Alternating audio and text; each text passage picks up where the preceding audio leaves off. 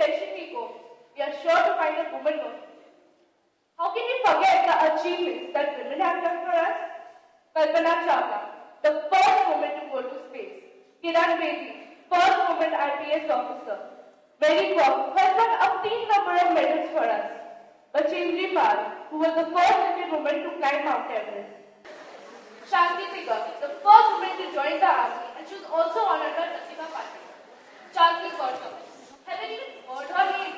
No, I guess you haven't heard, but yet she's the first woman to drive a taxi in India. After that, I remember that a girls are going to Delhi, and I'm very sure they wouldn't want to miss the opportunity to travel with 4 cabs. These are cabs only for women and are driven by women. Well, how can you forget the famous Gulabi gang? A gang? It was started by Sambal Kazi, who with her team has protested against the domestic violence happening to women.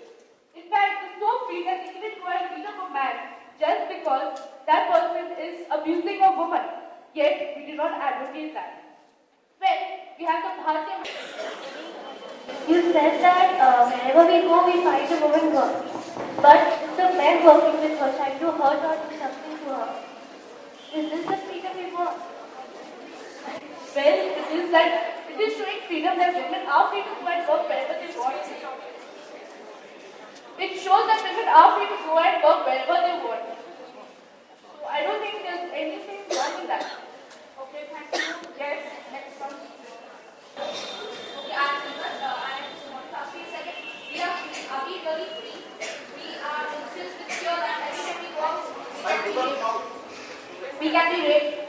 So are we really free? When a woman goes out of a house, I would oppose what Radhika said. She said that in Middle East countries, women are not given the license to drive a car or something like that.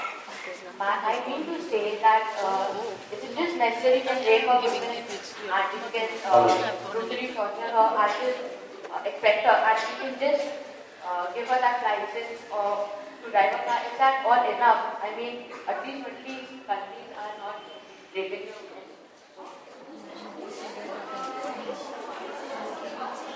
as the proverb, every drop counts.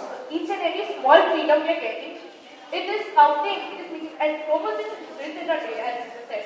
So, as you were a child, you didn't grow up suddenly. You took time to grow up. It took so many years to grow up. So, it will take time, but it has to be true and it's actually there. Thank you. Now we move on to the next speaker. Good morning. I'm Soumya Saravi and I'm here to express my opinion. 15th August 1947. India got freedom. We Indians got freedom. Didn't we? Or rather, Indian men got freedom. Women didn't. Why is it that women, being 51% of the population, make only 5% of the individuals who actually created it? It's not that we're not aware. It's just that we prefer turning a deaf ear to such ills. Just now, my fellow mates talked about dowry, prostitution, and rape. Now let's talk about female infanticide. It is the killing of the girl child, considered as a burden or inferior to a boy child. The age-old thinking that girl child is a curse still exists. Is this intellectual thinking? In one decade, India has lost 3 million girl child. In 2010, in Rajasthan, many girl child were brutally murdered. In 2007, a woman in desire of a male child killed 3 of her daughters. Is this freedom? Another evil rampant in our society is that of human trafficking. It is treating humans like goods, transportation and receipt for labor or for recreation. In India, 2.4 million people face human trafficking, out of which 66% are women. It's not a small number. Is this how we treat our bosses? It's not about you and me. It's about Indian women as a whole. Just because we are here doesn't mean Indian women are not devoid of freedom. Lois Rice had said, men are taught to apologize for their weaknesses, women for their strength. Thank you. But I believe that women are free. Yet it is also true that crime done to women also increased. But now we can say that Indian government has also recognized their fault and is trying to improve the situation. Of course, the culprit is being punished, but punishing the culprit does not substitute the pain which the victim undergoes. Okay, we move on to the next speaker.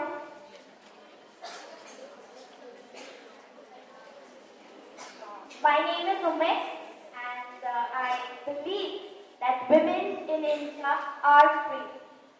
Far away in the sunshine are my highest aspirations. I may not reach them, but I believe in them. I look at their beauty and try to follow where they lead. And that is what each of us sitting over here are doing. Don't we have our aims? Don't we have our ambitions? Aren't we taught to have aims so that we can see ourselves in that place where we want after 10 years from now?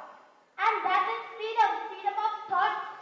That is the most important thing. If your mindset is free, if you have the freedom to choose your career, your profession, to make your life the way you want it, you are free. 25-30 years back, women didn't have this option. The mothers, they only thought that I will get my daughter married off and my duty is over. But now, each mother, each parent wants a daughter to be well settled. They want to see her in a good position, to have a good job, to have a good vocation, to have a good career. Is not that freedom? Yes, it is. Women are allowed to work. That is freedom. In most of the households nowadays, we have the men as well as the women working, the mother and the father working. So men even encourage women to work. That is freedom. Men also helped women come out of sati. Raja Ram Mohan Roy, Swami Dayanand Saraswati. They were the main exponents helping ban sati and child marriage and encourage widow remarriage. So we have gained our freedom. They said that rape and dowry deaths and female infanticide, yes, that is there. But why is media only highlighting that? Why not highlight the women who have reached? I don't know where they have succeeded. Kiran Mazumdar Shaw, she is the leading businesswoman entrepreneur in India. You have Radhika Roy, the woman behind NDTV. Vandana Luthra, the woman behind VLCC. Why not talk about them? Why don't we emphasize on dowry deaths and why? So I strongly believe that women in India are free and they are free. Good morning, I'm Swati. I agree with her whatever she said. We have the freedom to select what we want to do. But what happened with us after that? I would like to share a story with you. A woman, she's a good businesswoman. One night, she's at home with her 7-year-old daughter. And what happens? Somebody knocks the door. She opens, and there stands a pizza delivery boy. The pizza delivery boy sexually assaulted her and raped her. She, in front of the media, said, I have nightmares thinking of that he's getting out of jail. I sleep with my one eye open. I live in fear. Thank you. लड़का हमसे engineer लड़की उससे doctor so we were saying in 3 days I think there are various pockets of states and India where many of them girls are forced to become something or forced to pursue what they don't want. So there are many cases like that just because we have But there are many cases where girls are doing what they want. just because they have one particular happens with us. one Sarojini Naidu or any. Though India is a vast country vibrating with different colors, cultures, religions. Wow, too good, isn't it? But it isn't safe for women at all. Every time a girl steps out of her house, she doesn't know if she will return home back safe. She lives every minute of her life with fear. Okay, coming back to India, it is said that India's economy is going to rise in a very healthy rate. But why do we need just a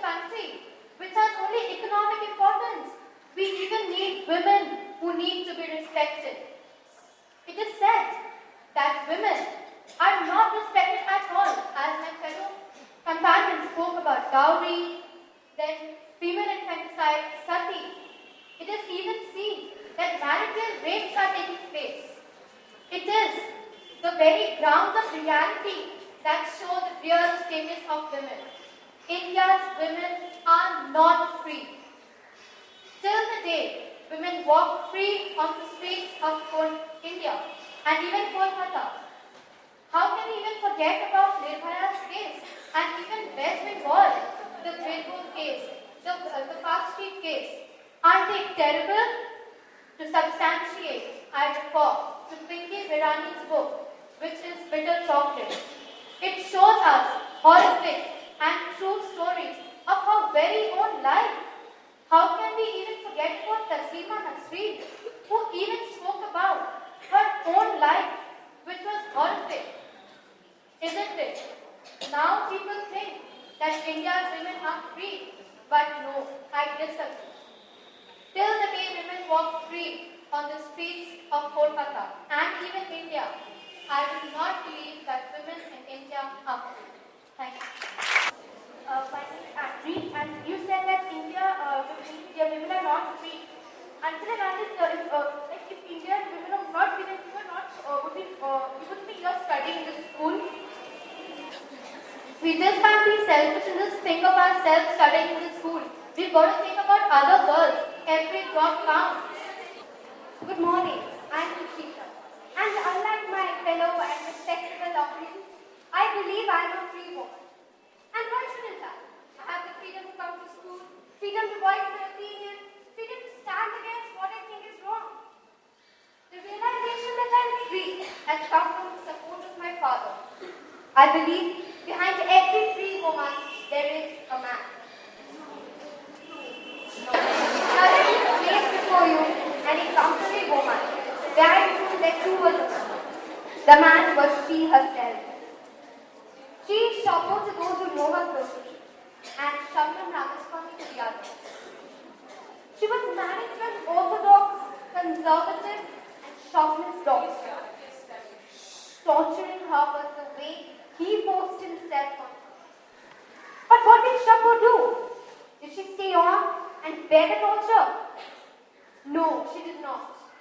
One day, out of sheer frustration, she left her home, empty-handed, ripped of her dignity and void of feelings.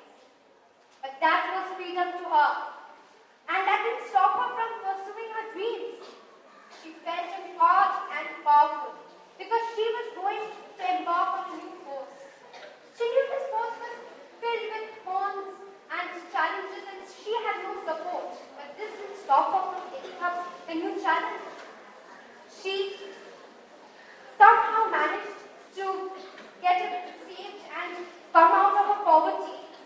But even after that, she didn't take the easy way out. She came to a village, a male-dominated village, where women didn't have the power or any say. So it was then and there that she planned to free the women of Patnagram under Kanuri subdivision. It is in Bengal. And it was there that she planned to free the women. What did she do? She started organizing public gatherings. It was attended by no one, but she withstood it all. She encouraged women, and gradually women started attending her public meetings. And they too were fired, chalk out their own destiny. Yes, we have the freedom to weave the threads of our own destiny. And each and every one sitting here are doing so. We are doing what we want to do. After this, Chapo opened a school, not for children, but for women. She taught them how to read, how to write, how to sign, and above all, she taught them the life skills of how to be economically independent. Yes, and now every woman in the village has an earning, has an income. Everyone in the village stitch katha saris, which are bought by politicians all over India.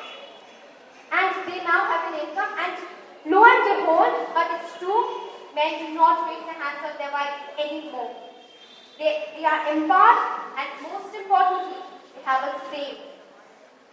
Shabnam Ramaswamy is a very loved figure in the village, and she now has an identity of her own and has gained her lost freedom. And I believe that all the women who consider India's women are free will consider her to be their role model. And by the way, she was one of the recipients of the Amazing Indian Award. Just as Mary Ward had said, show yourself glad and joyful at all times, for the Almighty God loves a cheerful giver. And so did Shako do. She came out of the trauma of her first marriage